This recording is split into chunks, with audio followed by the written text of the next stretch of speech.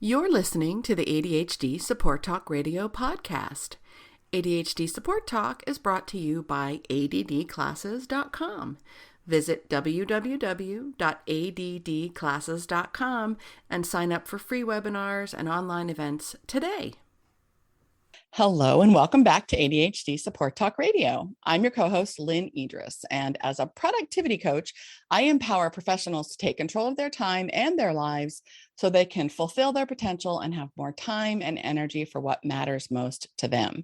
I am a woman with ADHD myself, so I have been where so many of my clients are, and I've come out the other side, so to speak. So I've gone from living in that constant state of chaos and overwhelm and underperformance that most adults with ADHD know far too well, to live a life of more success and fulfillment than I once dreamed possible. And I know every single one of you can share your own version of success yourselves.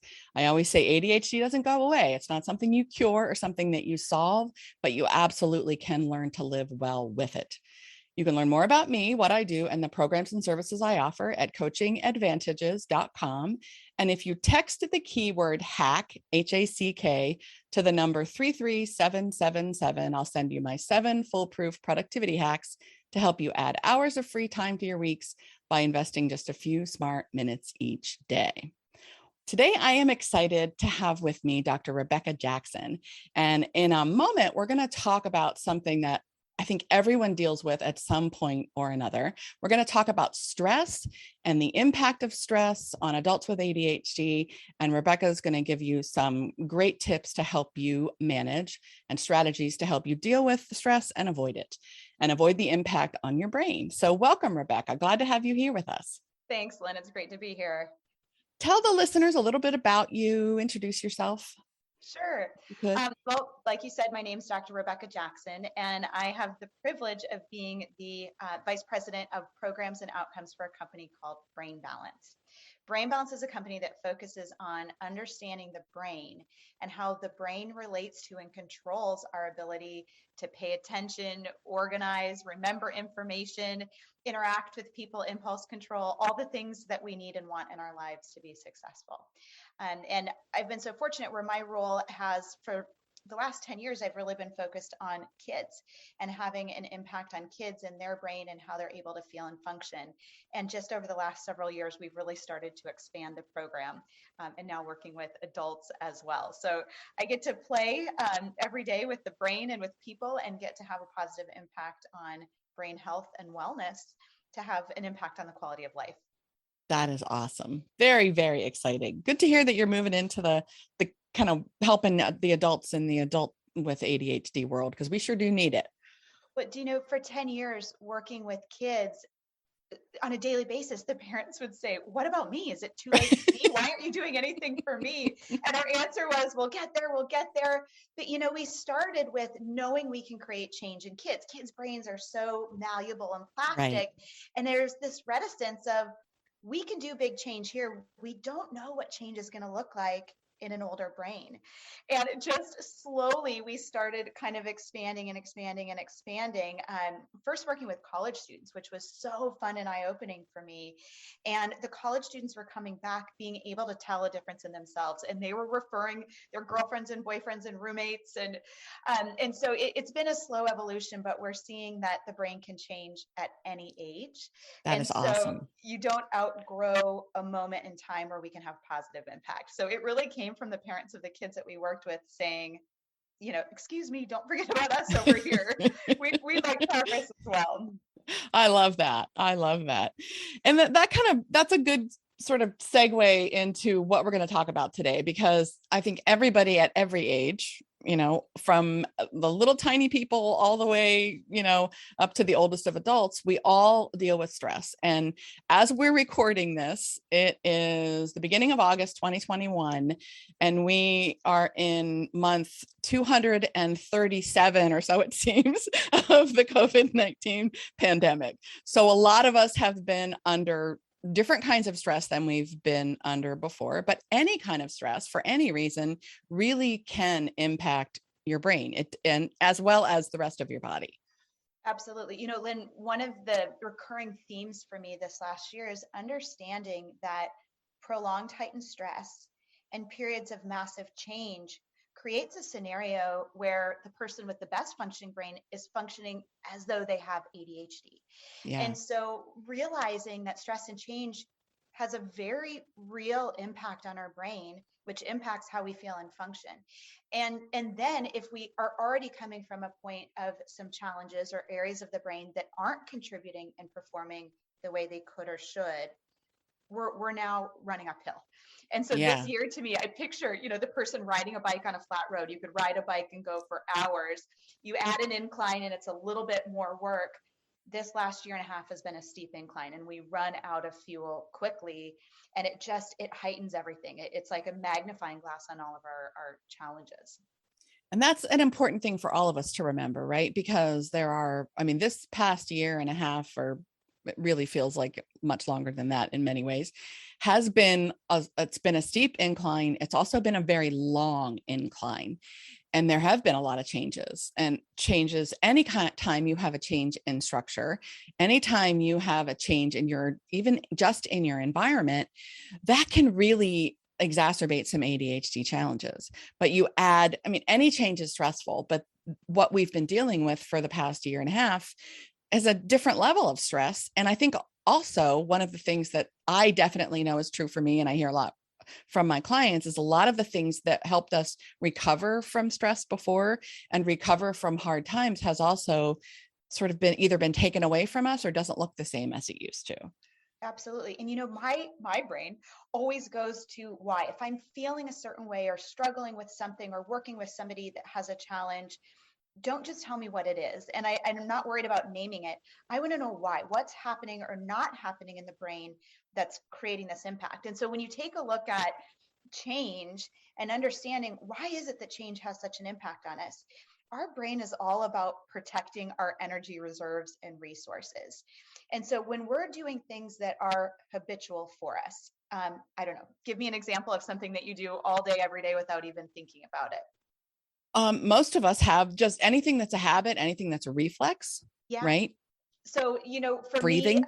Me, like reading before you go to sleep at night, or when I get antsy during the day, I'll get up and wander to the mailbox. I don't know, that was a silly example. But when it's something that's a habit, it doesn't require energy for us to do it. Right. When we're doing something that's breaking those habits, something out of our norm, our brain has to jump up into higher levels of functioning. So the prefrontal cortex, you hear a lot about ADHD in the brain, but that area of the brain requires more fuel and resources to tap into, even if it's functioning perfect. So we can do it for little bits of time. And so that's why, if you're talking about an overhaul with your nutrition and eating, it's why really the focus in psychology right now is little, tiny, small, sustainable changes at a time rather than changing everything at once. And so when we look at change in this last year and a half, where our kids went from in-school learning to virtual and, all the things that we've talked about for the last year and a half, all of those things required us to function different, to approach our day different, to approach our job different, to approach our family and social interactions and healthy lifestyle habits like working out different. So every single one of those things was requiring more energy and more brain resources to do. And that quickly depletes that energy reserve. And when that depletes, it defaults to an emotional area of our brain that when we run out of energy is really negative. And so the amygdala and prefrontal cortex, two areas of the brain that really work like a marriage, they work in partnership. And when we've got tons of good activity and fuel in the prefrontal cortex, amygdala's happy. And so we feel good, we're productive. And then when we run out of fuel, amygdala gets mad. And so then we're going to get more fear, more negativity, more anger. And we'll just see more and more of the negative coming out. And it's hard, right? All of this stuff, the energy that it takes a lot of us with ADHD to regulate our emotions anyway is a challenge, right? The energy that it takes to make decisions all day long, to adapt to a new, whether it's a routine or new rhythm, or, I've worked at home for ever, 20 some years. My husband's worked at home even longer than that. But then our daughter comes home from college and she's taking classes, and she's, she's in college and she's very self-directed. She does not have ADHD. I can only imagine what this would have been like when my grown son who has ADHD was younger, if he had been home taking classes when he was younger. I can't even imagine. But it makes all of it feel different and feel new. So even though like my day-to-day didn't change a whole lot in terms of like my work day, the rhythm changed a little bit and everything felt a little bit new. So some habits that I've had forever that were firmly established, in that part of your brain that doesn't require much energy, that really doesn't require, it's not zapping your executive functions and draining them. All of that took a slight enough shift, even with a little bit of change that I had, that like habits that were really solid for me started to get a little shaky. Yeah. Habits that were routines and rhythms that were really just sort of, I thought, like so well established and well ingrained, started to get a little shaky. Little things started kind of falling off. Right. So then all day long, and I have very little sort of day-to-day during the workday kind of change. In the beginning, when everyone started working from home, it wasn't like a huge adjustment for me. But that little bit of adjustment was enough to make a lot of other things not work as well. And again, that's a little bit of change. There are a lot of people who have never worked from home before, or have worked from home before and never had other people in the space trying to work from home as well, right? So you're used to making a mad dash for a drink in between whatever, and there are other people there that need you. I mean, it throws everything off. And all of that takes executive function energy. And I always talk with my clients about like your executive function fuel tank only has so much gas in it throughout the course of the day. And every time you have to make a decision, every time you have to process something, every time you have to think about something in that sort of higher order, human only kind of way of thinking, it's draining your executive functions that you need for everything else. The regulation, absolutely, decision-making, organization, activation.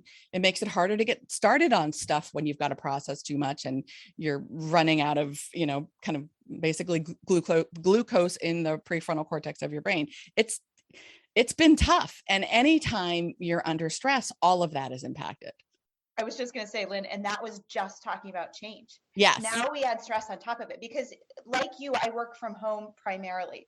So there was a lot of my day-to-day that didn't change dramatically. My kids are in private school, so they stayed in school full time. So I have less change than a lot of people. Yeah. However, there was still this stress of, I haven't seen my parents in a year and a half. Yeah. And are they well? Are they healthy? Every time you turn on the news, every time you check your phone, yes, the stats, the surge, the way we were tracking and watching the numbers. Yes. And right now we're in a unique scenario with the pandemic, but the reality is life throws us curveballs all the time. All the time. Pandemic or not, we have periods of time that we all face throughout our lives of stress and change. This is more unique in that it's been so prolonged. Mm-hmm. And then you have life happening on top of it in that amount of time. There's still right. births and deaths and sicknesses and celebrations and hardships that happen within that. But when we take a look at stress, a little bit of stress can be such a positive thing where it can energize your brain. It heightens focus, right? Right. That's why we all procrastinate a little bit. I've got an article due today. So, I should have done it all week, but I'm going to finish it today. So there's that little bit of stress that heightens things. But again, it takes more fuel. But then if we've got a little bit of stress over a long period of time, or like this last year and a half, really heightened stress, sustained, it's one more tool that's just zapping all of our resources. Yeah. And that's why I keep saying is, this year left all of us functioning a little bit ADHD. Yeah. And because we just have fewer resources. And I look at our kids and what we've asked of our kids this last year. We asked them to do more with executive function and independence and autonomy with the way that they needed to function with school, with less scaffolding and support. Right. And so you're going to log on to a computer, you're going to do attachments, you're going to do Zoom meetings, all the things that we function with as adults. And oh, by the way, you don't have a teacher here to keep you on course. Right. Yeah. So Yes, huge impact on all of our brains this year. And so it's no wonder that we've seen just skyrocketing rates of anxiety, of depression, of Yeah. diagnosed and undiagnosed ADHD. And I worry so much there's that sub-threshold level of maybe you don't have an official diagnosis. It doesn't mean that there's not a struggle or a challenge, and that it's not very, very real, and your impact on how you feel and how you function. Absolutely. Absolutely.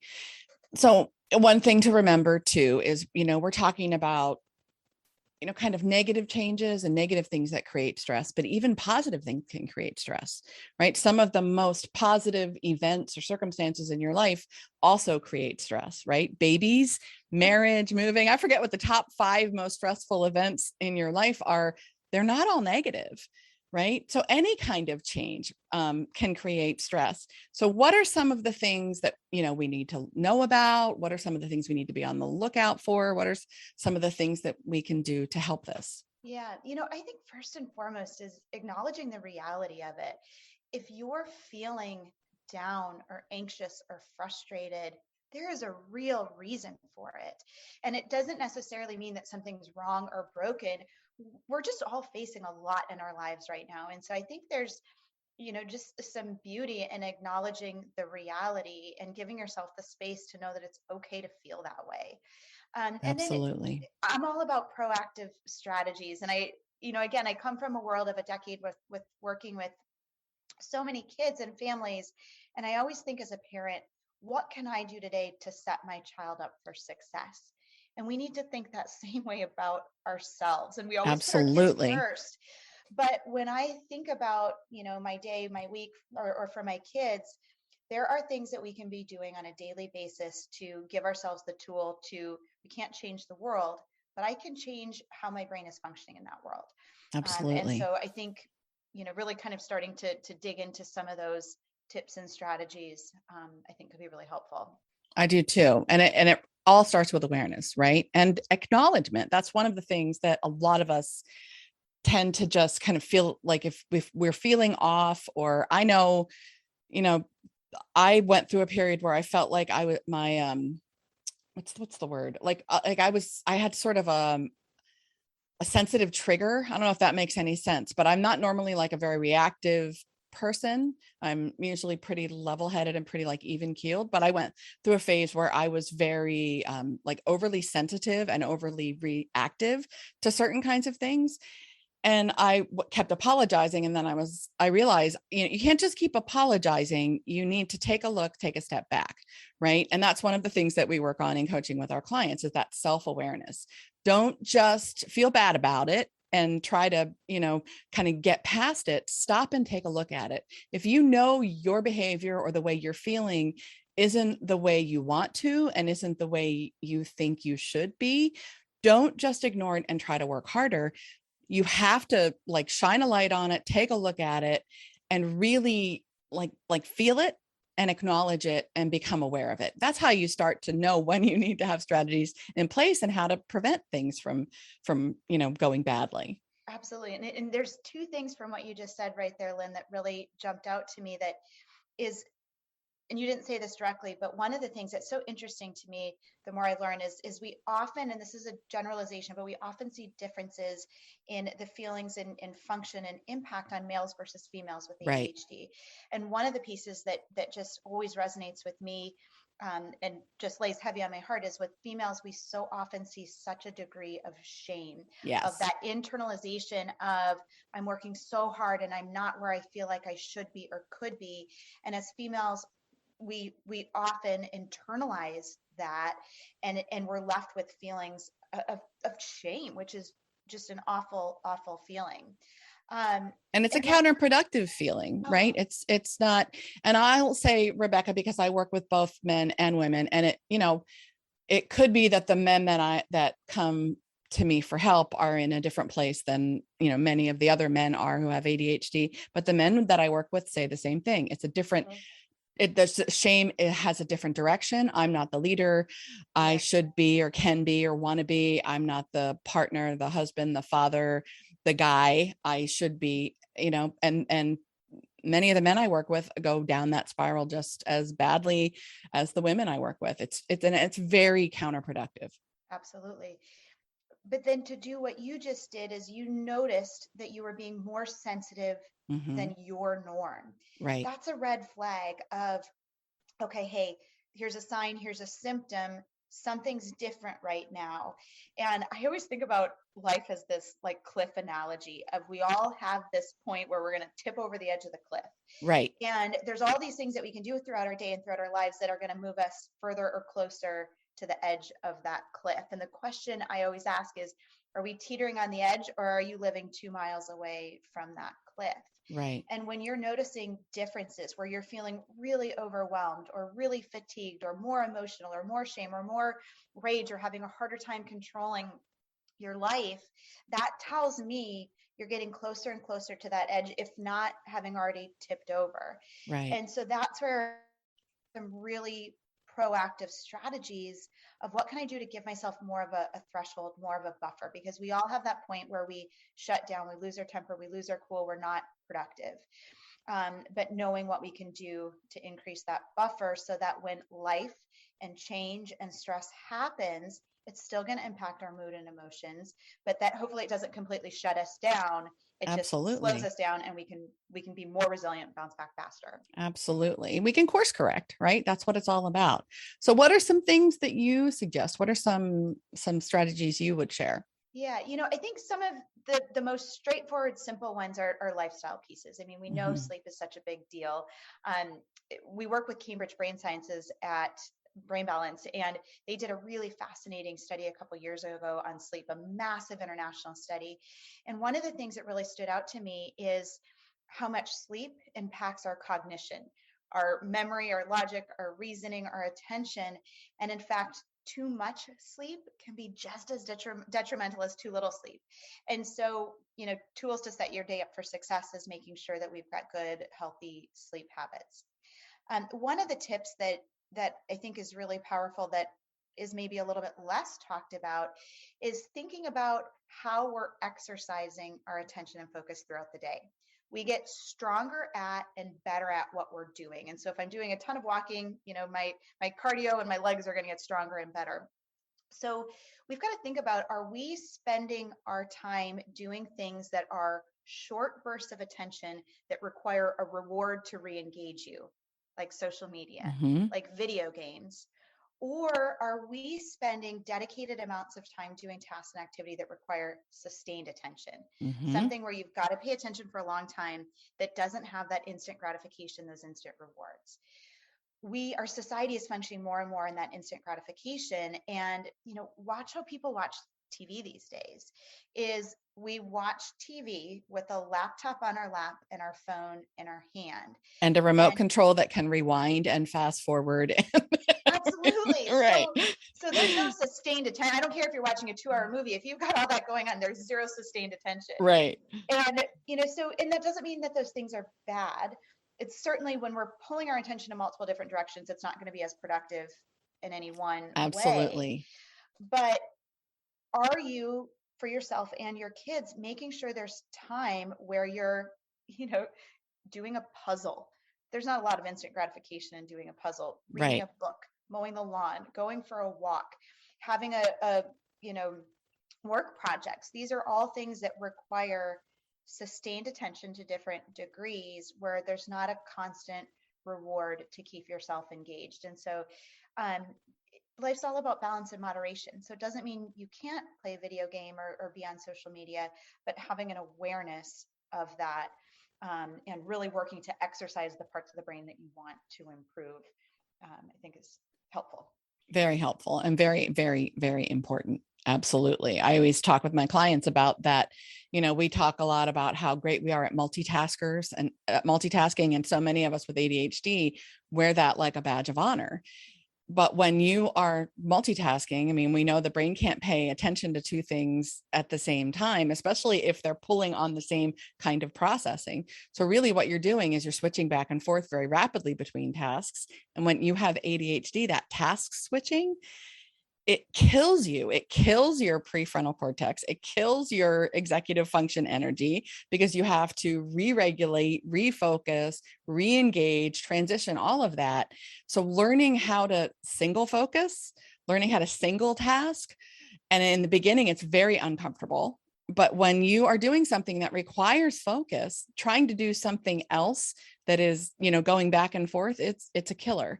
That doesn't mean that you shouldn't be watching TV while you're folding laundry, right? We call that task dilution, and I call that task dilution in ADHD coaching. Something that you don't like to do, something that you don't enjoy, doing something that kind of dilutes it, makes it a little bit easier for you is a great thing, right? But folding laundry doesn't require a lot of focus and a lot of attention. It doesn't require a lot of prefrontal cortex energy. So having a podcast on, listening to music, watching TV while you fold laundry can be a really good thing. Working on, I don't know, your expense report and switching back and forth between your expense report and your email all day long is going to make both things harder, take more energy. And it really does. That creates its own level of stress. Yeah. Well, and I think it's too recognizing what are the things for you that give energy and drain energy. And a lot of that's personality. Absolutely. And so, for me, I'm energized by being around other people, by conversation, by big idea, by brainstorming. Doing something like accounting, a P&L statement will suck the life out of me. and so while that might be something that's enjoyable for somebody to check off the details and they get pleasure from that, it's not for me. And so thinking about, when you're structuring your day, there's things in each of our day that we have to do that reward us and re-energize us, and there's things that drain us. And so looking at what is your high energy, high focus time of day, and then doing the things that drain you the most during that time. And we want to do the opposite, right? We want to stop the things that are going to drain our resources. Right. I'd rather have a conversation than sit down and do the books. But so looking at your day and strategizing against that. And then when you hit your mid-afternoon slump or whatever time of day that is for you, that's when you put in place the things that you love, because it requires fewer resources from you because it's energizing and re-energizing. Absolutely. And then I think too, when you're looking at those peaks and valleys in your productivity throughout the day, is understanding the impact that exercise has on waking up and firing our brain. And it doesn't have to be a 5-mile run. Something as simple as spiking your heart rate for 3 to 5 minutes is tremendously beneficial for our attention and memory. And so what I'll do right before I sit down to write the paper is I will go for a quick short run, and I'll brainstorm some on the run, and it'll just fire up my brain and body so that I can come home and put those hopefully great ideas down on paper to knock it out. But it doesn't have to be as long as a run. Just knowing that using your muscles, accelerating heart rate will re-engage what you have. Those resources and those networks and pathways in the brain. Absolutely. Get that blood pumping, right? It doesn't have to be a full-on workout. Little short bursts like that can be really helpful. I go up and down the stairs. I'm on the second floor of my house, but it's a 3-story, whatever. So I will go, from the second floor to the first floor, down to the basement, up and down a few times when I know I've got to sit down and kind of engage myself. And I might do that for 3, 4, 5 minutes, do it quickly. So I get my, breathing a little bit harder, get my heart pumping, get my blood flowing a little bit. And it does definitely make it easier. And because that's also sort of a ritual for me, it's also a signal to my brain that we're about to sit for a long time and focus on something. And I think that helps too. And I think that helps with stress too. Anything else that you would like to share with our listeners? Any last thoughts on stress and, kind of managing, preventing, getting yourself through the other side? Yeah. We've talked a lot today about the fuel and resources, but also understanding it's possible to change the structure and networks and pathways in your brain. So just because there's a challenge and struggle now doesn't mean it has to be that way forever. And that's what we do at Brain Balance, is looking to see that we can create and enhance and strengthen the networks and pathways that are there so that you have more activity and performance in your executive functions and your aspects of cognition, so that you can take the person that you are and bring that to the next level, and giving ourselves a bigger threshold from that cliff, because we know We can't control the world. We can impact our brain, and our lives are going to continue to be filled with stress and change, but implementing a few strategies and then overall improving the performance and capabilities of our brain so we can face these things with as much grace and joy as possible.